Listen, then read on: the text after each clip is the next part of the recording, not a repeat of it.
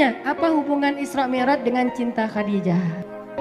Isra Mi'raj itu salah satu di antara tujuannya, dia itu hiburan buat Rasulullah SAW ketika Rasulullah ditinggalkan Khadijah radhiyallahu anha. Jadi tahun ketika terjadi Isra Mi'raj dikenal oleh ulama dengan istilah tahun kesedihan. Kenapa disebut tahun kesedihan? Karena pada tahun itu Rasulullah SAW mengalami banyak ujian-ujian yang berat. Salah satu ujiannya, pertama beliau ditinggalkan oleh paman tercinta beliau, Abu Thalib, yang membuat beliau tidak ada lagi yang melindungi dakwahnya di kota Mekah. Udah gitu ditinggalkan lagi oleh istrinya yang selama ini banyak sekali berkorban dan mensupport dakwah Nabi, yaitu Khadijah radhiyallahu anha. Dan ini bikin Nabi itu patah hati banget. Kenapa? Khadijah meninggalkan Nabi sedangkan pekerjaan dakwah belum selesai. Ini berat banget nih bagi seorang Rasulullah SAW ditinggalkan Khadijah padahal dakwahnya belum beres. Dakwah di Mekah itu lagi sulit-sulitnya, tetapi Allah membawa pulang Khadijah kepada Allah Subhanahu wa taala, sehingga Nabi merasa benar-benar tahun itu tahun kehilangan. Kehilangan Abu Thalib, kehilangan Khadijah, sehingga jadilah Nabi di kota Mekah, kalau kita ibaratkan itu kayak anak yatim, nggak punya tempat berlindung. Biasanya Nabi itu kalau misalnya di luar, beliau dicela, dibully sama netizen gitu kan. Emang dulu ada netizen, ini analogi sosial media. Kita dibully netizen aja kayak bete banget ya. Jadi kayak nggak bisa tidur, terus pengennya akunnya ditutup aja. Tapi sayang followersnya 6 juta. Curhat. Oh.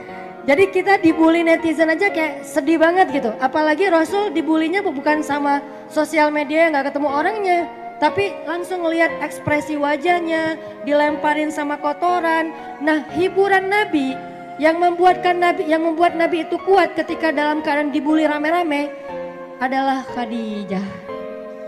Sehingga Nabi pulang ke rumahnya dalam keadaan lelah, dalam keadaan sedih, dalam keadaan kecewa.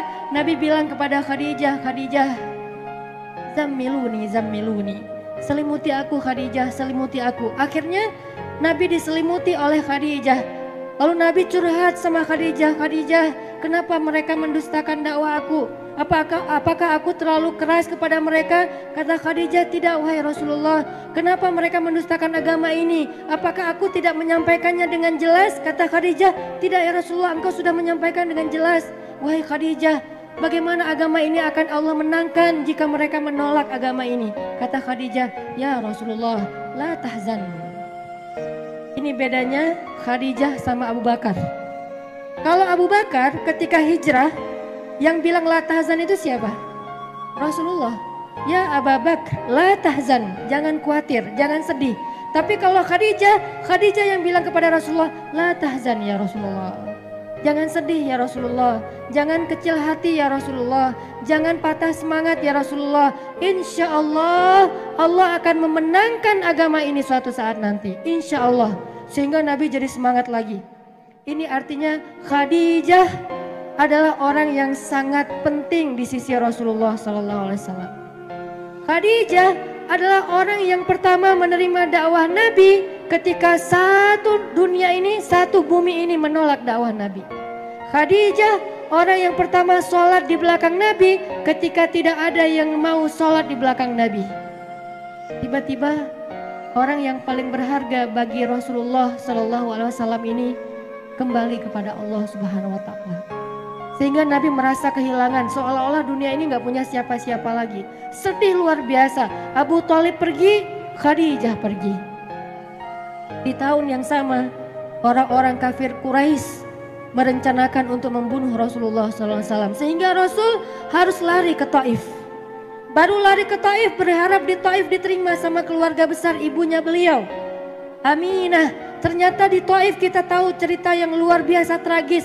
Nabi dikejar-kejar seharian, dilemparin batu, kemudian disorakin kayak maling. Sehingga Nabi keluar masuk kebun kurma bersembunyi, ketahuan lari lagi, sembunyi lagi, ketahuan lari lagi.